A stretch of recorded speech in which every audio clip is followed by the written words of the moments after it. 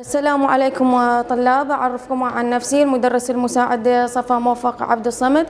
عنوان محاضرتنا اليوم بعنوان فن الكولاج الرقمي. ولكن قبل البدء بفن الكولاج الرقمي يجب أن نعرف ما هو الكولاج. أخذنا بالدرس السابق الكولاج وعرفنا أن الكولاج هو فن تلصيق وتركيب عدد من القصاصات الورقية على سطح العمل الفني، سواء كانت من الجرائد أو المجلات أو الصحف الفوتوغرافية أو الصور، وتركيبها مع بعض على سطح العمل. كما تلاحظون بالعمل اللي أمامكم عمل فني تشكيلي يتضمن صورة فتاة، كيف أن الفنان استعان بقصاصات الجرائد وتركيبها على سطح العمل الفني مع بعض. الآن محاضرتنا راح تأخذ منحى آخر أو منحى آخر عن الكولاج الاعتيادي، وهو فن الكولاج الرقمي.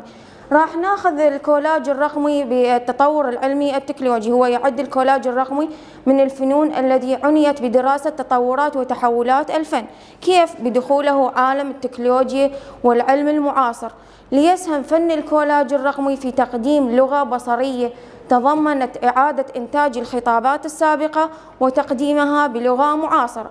أي أن التكنولوجيا والعلم والتطور الرقمي كان له دور كبير في ذلك. الفئة المستهدفة عندنا هي طلاب المرحلة الثانية قسم الفنون التشكيلية الرسم. محتويات المحاضرة الآن راح نأخذ محتويات هي تتضمن أهداف المحاضرة. راح نتناول اليوم والمقدمة ومفهوم فن الكولاج الرقمي، بالإضافة إلى التعرف على الوسائل التقنية لفن الكولاج الرقمي، بالإضافة إلى المفاهيم الأساسية التي ساعدت في تطور هذا الفن، وأخيرا خلاصة للمحاضرة وقائمة بالمصادر.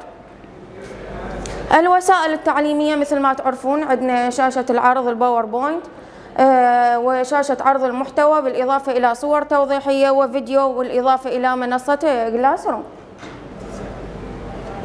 أهداف المحاضرة، عندنا أهداف خاصة بهذه المحاضرة، وهو الهدف العام في معرفة مفهوم فن الكولاج الرقمي. أي إحنا بعد نهاية المحاضرة سوف نكون قادرين على معرفة ما هو فن الكولاج الرقمي، بالإضافة إلى الأهداف السلوكية، وهو أن يعرف الطالب مفهوم فن الكولاج الرقمي بوضوح، وأن يعدد الوسائل التقنية لفن الكولاج الرقمي بسهولة، بالإضافة إلى أن يحدد الطالب المفاهيم الأساسية التي ساعدت في تطور وانتشار هذا الفن. بعد نهاية المحاضرة إن شاء الله سوف نكون قادرين على التعرف على هذه المفردات. مفهوم فن الكولاج الرقمي طبعا راح نبدي لكم بقصة باعتبار خارج عن نطاق المقدمة المعتاد عليه.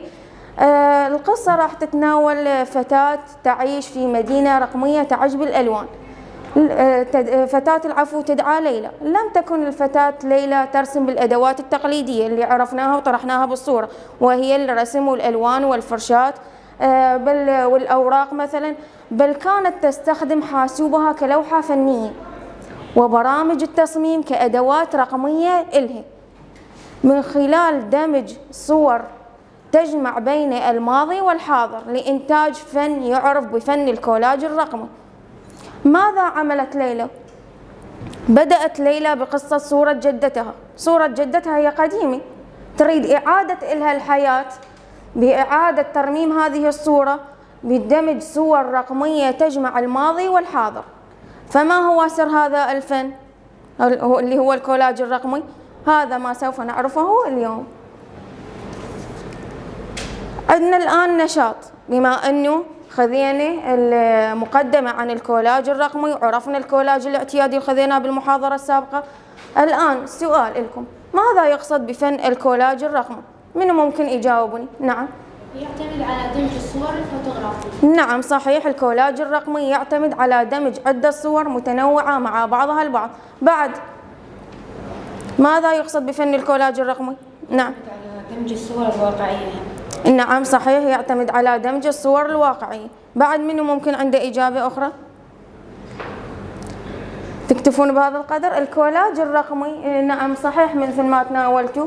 الكولاج الرقمي هو أحد الفنون الرقمية الحديثة، يعتمد على دمج الصور المتنوعة مع بعضها البعض، مثل الأسلوب التقليدي الاعتيادي اللي طرحناه سابقا، ولكن بأسلوب رقمي. أي أنه يعتمد على دمج الصور مع بعضها البعض لإنشاء عمل فني رقمي باستخدام التكنولوجيا الحديثة. عندنا عمل فني راح تناوله أليكس هاير، سماء ملبدة بالغيوم.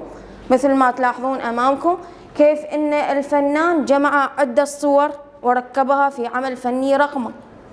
هذا العمل اللي أمامكم يجمع مجموعة من الصور التي التقطها أليكس هاير، باعتبار أن الفنان أليكس هو مصور فوتوغرافي كان يقوم برحلات وجولات حول العالم. ألهمه صورة السماء وقام بالتقاط له صورة السماء بأوقات مختلفة مثل الظهر أو المساء أو صباحا، وإقامة تجميعها مع بعضها البعض. عندنا هذا الفيديو للفنان أليكس هاير، سماء ملبدة بالغيوم، كيف قام الفنان بدمج عدة صور رقمية مع بعضها وإضافة لها موسيقى وصوت بشكل يتناسب مع شكل الفيديو والصور وترتيبها مع بعضها البعض. الآن سوف نرجع إلى محاضرتنا نستكملها بخصوص مفهوم فن الكولاج الرقمي. عرضنا لكم الفيديو. الآن هنالك عدد من التفاصيل حول هذا الموضوع، يمكنكم زيارة هذا الرابط أو عبر الباركود للاطلاع بشكل مفصل عن طريقة كيفية العمل وكيف الفنان قام بتركيب هذه الصور ودمجها مع بعضها. والفيديو طبعا مترجم موجود، كيفية توضح طريقة العمل بشكل تفصيلي لكم. راح نتناول الآن مفردة أو مفهوم هدف آخر للفن الكولاج الرقمي، وهو الوسائل التقنية لفن الكولاج الرقمي. الوسائل التقنية لفن الكولاج الرقمي، عندنا أول وسيلة هي الصور الفوتوغرافية. الصور الفوتوغرافية، واثنين المونتاج الرقمي. الصور الفوتوغرافية راح تتناول بها عدة مفردات، وهو الكولاج الفانتازي والكولاج الواقعي وأيضا كولاج الظلام، سوف نتناولها بشكل العفو مفصل. الكولاج الفانتازي راح نأخذ ما هو الكولاج الفانتازي بعد أن عرفنا الكولاج الواقعي الفن مفهوم الكولاج الرقمي. سوف نتناول الكولاج الفانتازي، وهو عالم الخيال، أي عالم سحري، عالم غير موجود على أرض الواقع، يعتمد على دمج الماضي والحاضر والمستقبل لإنتاج عمل فني رقمي يجمع بين هذه العوالم، بالاعتماد على القدرة العقلية والمخيلة الفنان والأدوات الموجودة في برامج الحاسوب التصميمية، واللي هي من ضمنها الفوتوشوب. فاستبدل الفنان ماذا عمل؟ استبدل المشاعر والعاطفة، باعتبار أن الفنان من أثناء الرسم راح يرسم ويبذل مشاعره ومجهوده في هذا العمل. هنا أصبح الفن يعتمد على أدوات الرسم التقليدية، ابتعد عنها واعتمد على برامج التصميم الفوتوشوب من خلال الأدوات الموجودة به. مثال على ذلك الكولاج الفانتازي، أليس في بلاد العجائب. من منكم ما يعرف هذه القصة الكرتونية الفتاة أليس، عندما كانت أختها تحكي لها حكاية في الحديقة، لكن اجى يمها أرنب وخذها بعيدا عن أختها وشربت هذا المحلول السحري أو العقار وذهبت إلى هذا العالم السحري. طبعا هذا فيلم أجنبي بعيد عن القصة، مستوحاة من القصة الكرتونية. نلاحظ هنا الفتاة أليس كيف أصبحت بحجم صغير. الفنان من خلال الأدوات الفوتوشوب كيف صغرها بحجم الفطر كما تلاحظون بالشاشة أمامكم، وبحجم غير موجود على أرض الواقع، أي أن الفنان خرج عن المعتاد، خرج عن ما هو مألوف موجود على أرض الواقع. هنا ساعدت الأدوات الرقمية والبرامج الحاسوب التصميمية على إنتاج هذا الفن. منو عنده معلومات أخرى عن هذا الفن أليس في بلاد العجائب؟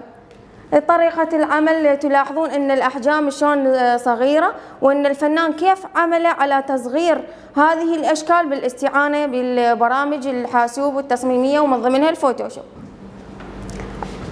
راح نتناول الآن نشاط. ماذا يقصد بالكولاج الواقعي؟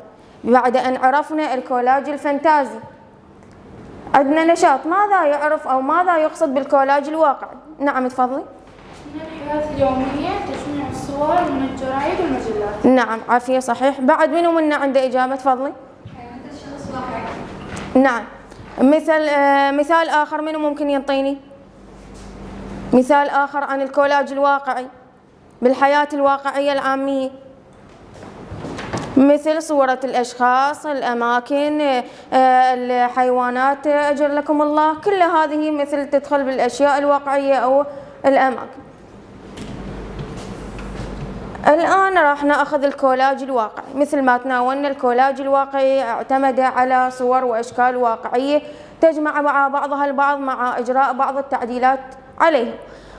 ليس هذا فقط، نعتمد الكولاج الرقمي على دمج وتركيب الصور مع بعضها البعض. إذن هسه الكولاج الصور الفوتوغرافية تتناول أولا الكولاج الفانتازي، 2 الكولاج الواقعي.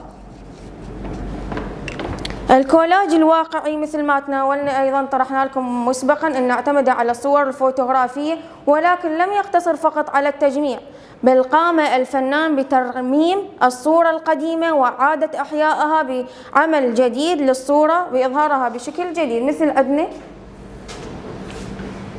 هذا العمل للفنان تيتيانا بعنوان اسم العمل روبرت.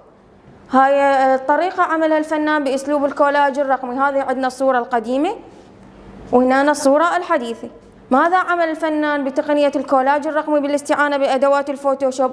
قام على ترميم هذه الصورة وإعادة لها الحياة بعمل إضافة لها ظل، ضوء، تغيير الصورة من حيث التشويش، إعادة لها الحياة، ترميمها. مثل ما ذكرنا لكم بالمقدمة أن ليلى كيف أعادت ترميم صورة جدتها إذا تتذكرون.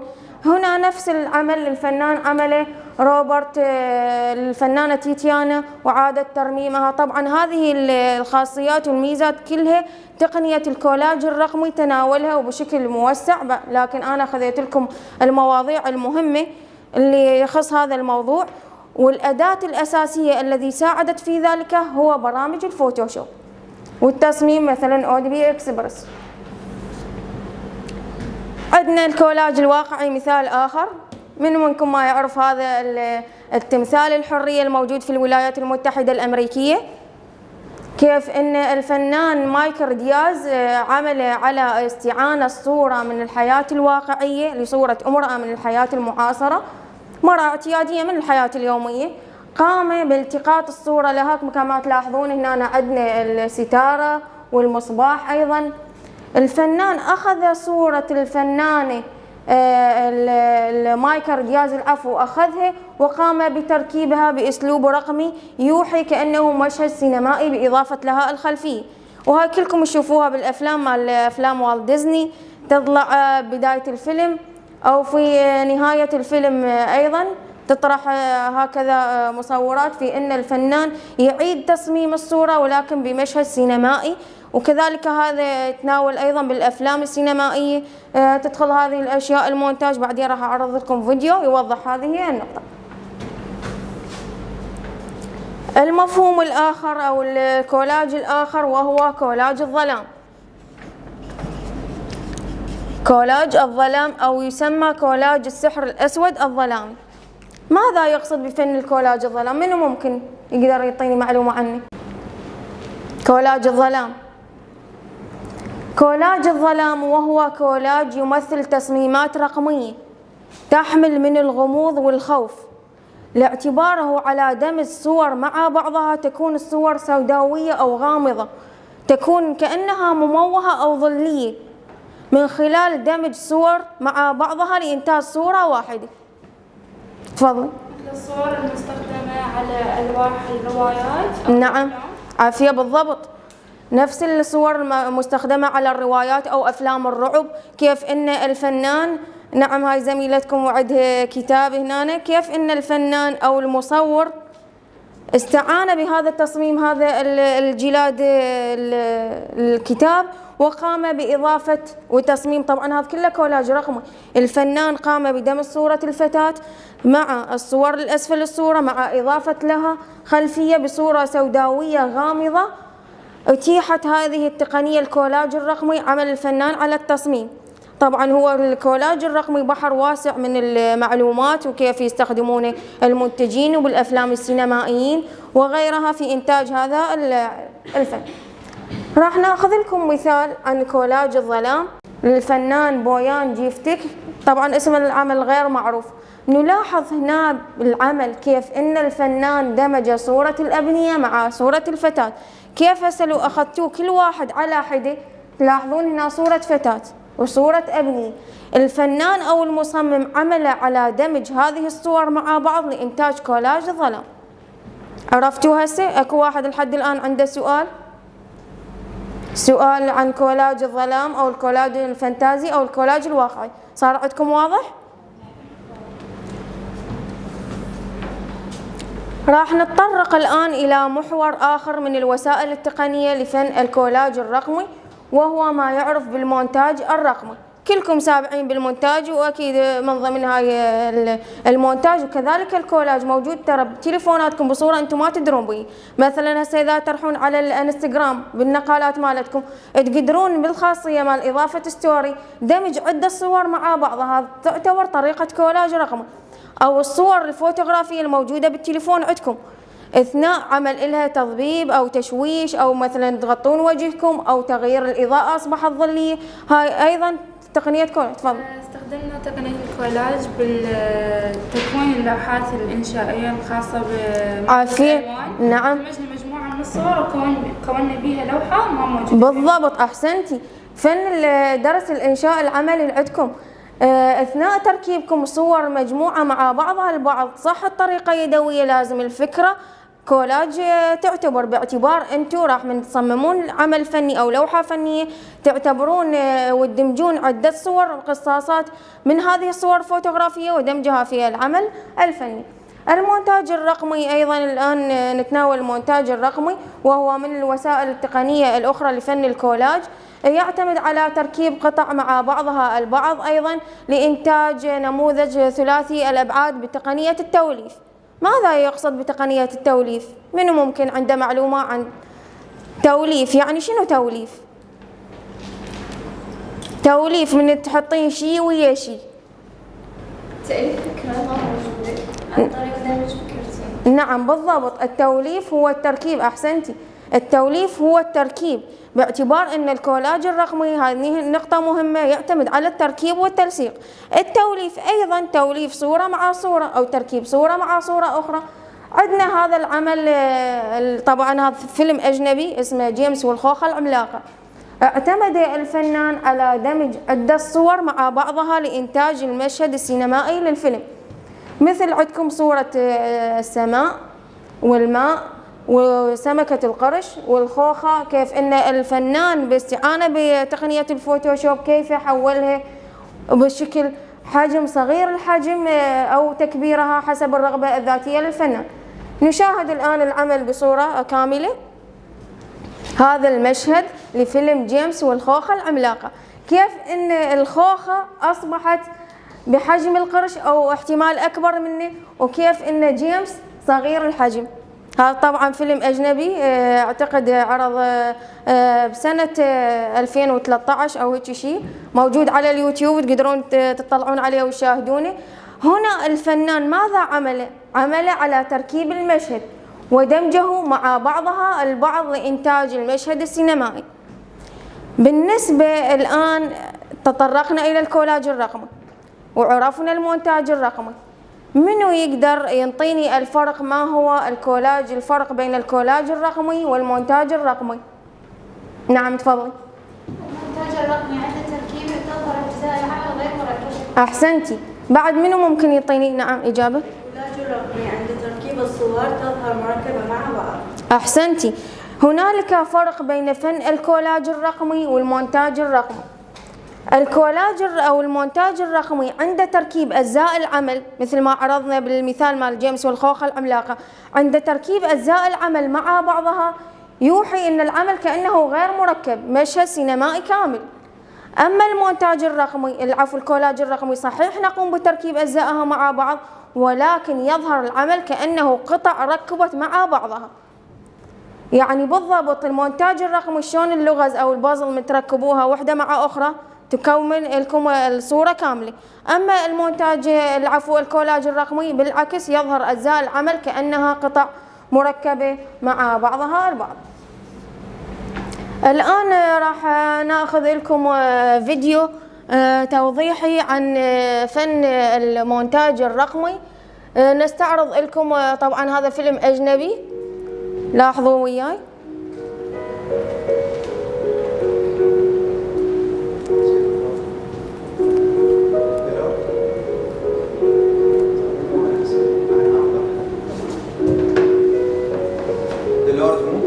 نعم.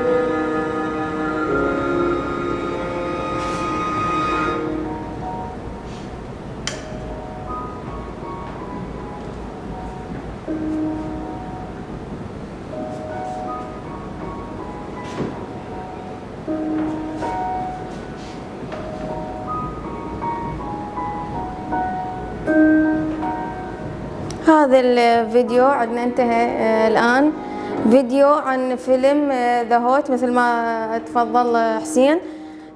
كما تلاحظون هنا عندنا الفيلم وكيف ان الفنان غير الخلفية واضافة له خلفية اخرى ليظهر الفيلم بصورة سينمائية لفيلم اجنبي يحمل خاصية تركيب المونتاج الرقمي.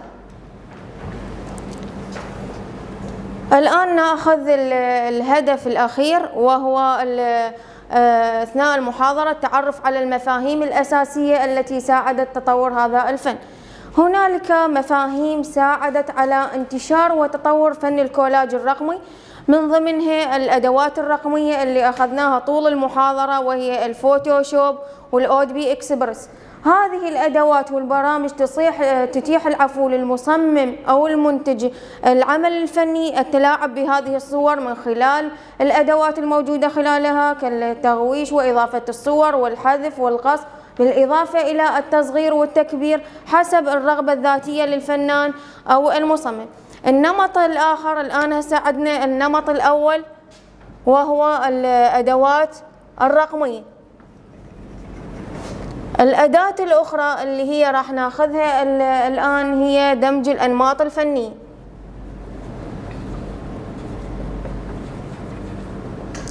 دمج الأنماط الفنية مثل الفن الواقعي والفن السريالي، كيف أن الفنان دمج هذه الفنون مع بعضها. تظهر أن الصورة الفوتوغرافية أو الرقمية المركبة توحي أن هاي صورة واقعية أو مثلا سريالية، مثل ما عرضنا بأليس في بلاد العجائب، هاي سريالية عالم خيالي غير موجود.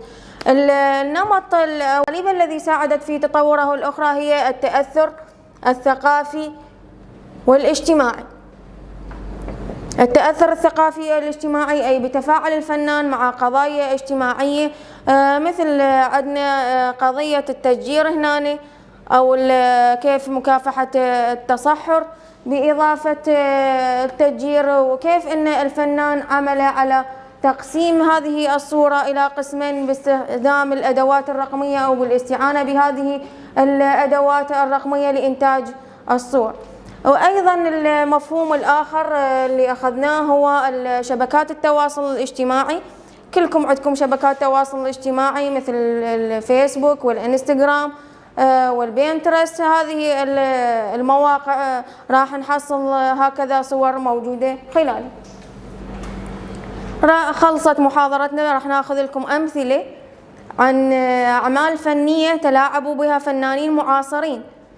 عندنا لوحة الفنان ليوناردو دافنشي الموناليزا، وكلكم تعرفون لوحة الموناليزا هي لوحة عالمية مشهورة على مستوى نطاق العالم، معروضة في متحف اللوفر في باريس. استغرق الفنان برسمها 5 سنوات. كيف ان الفنان سلاسكي اخذ هذه اللوحة، استعانها وقام بإضافة لها الكيس البلاستيكي، وأضافت إليه كلمة باللغة الإنجليزية بشكل مقلوب كتب عليها الجمال في الداخل الموناليزا.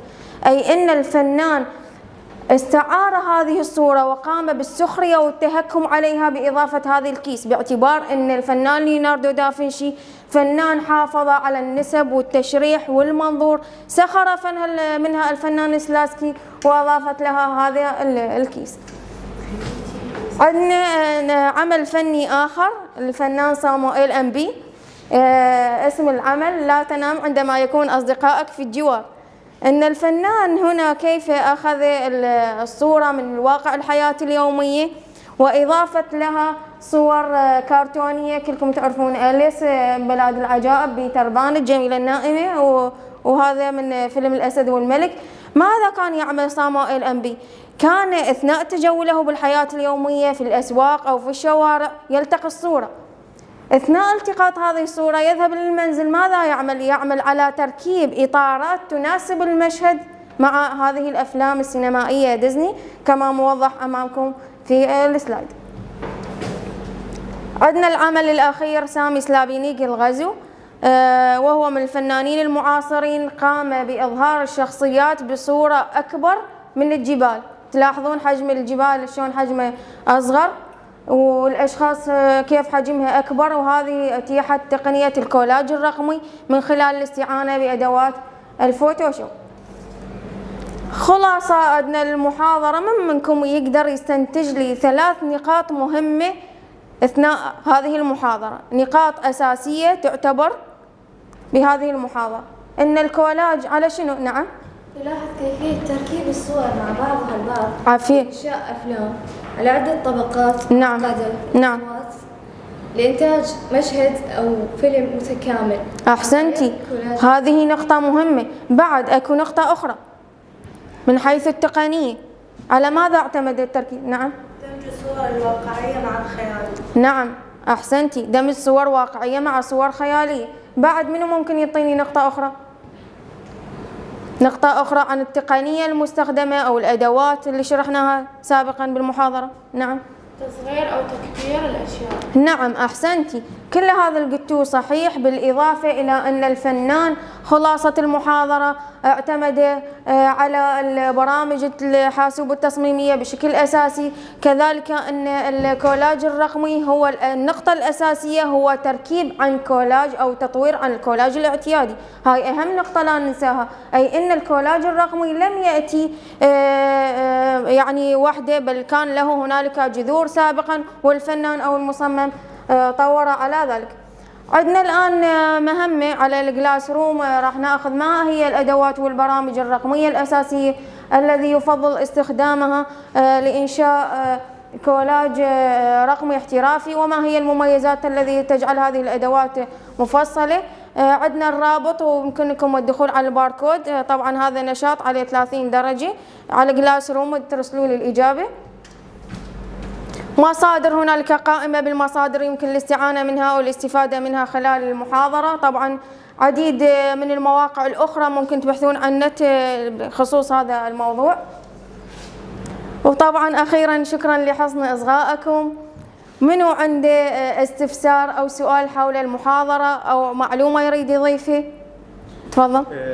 يعتبر الكولاج الرقمي من ضمن الصناعة الرقمية أو التصميم الرقمي، أو لو مرادف إلى مشابه جدا بحيث مجرد مصطلح مغاير إليه؟ نعم، يعتمد الكولاج الرقمي كمصطلح مغاير عن الصناعة الرقمية. التصميم يوجد هنالك فن رقمي، يوجد هنالك كولاج رقمي، يوجد هنالك فن الخوارزميات، هذا فرع من فروع الفن الرقمي أو جزء مفصل من هذا العالم الواسع للفنون الرقمية الحديث. منو عنده بعد سؤال آخر؟ سؤال استفسار حول المحاضرة؟ شكرا لكم.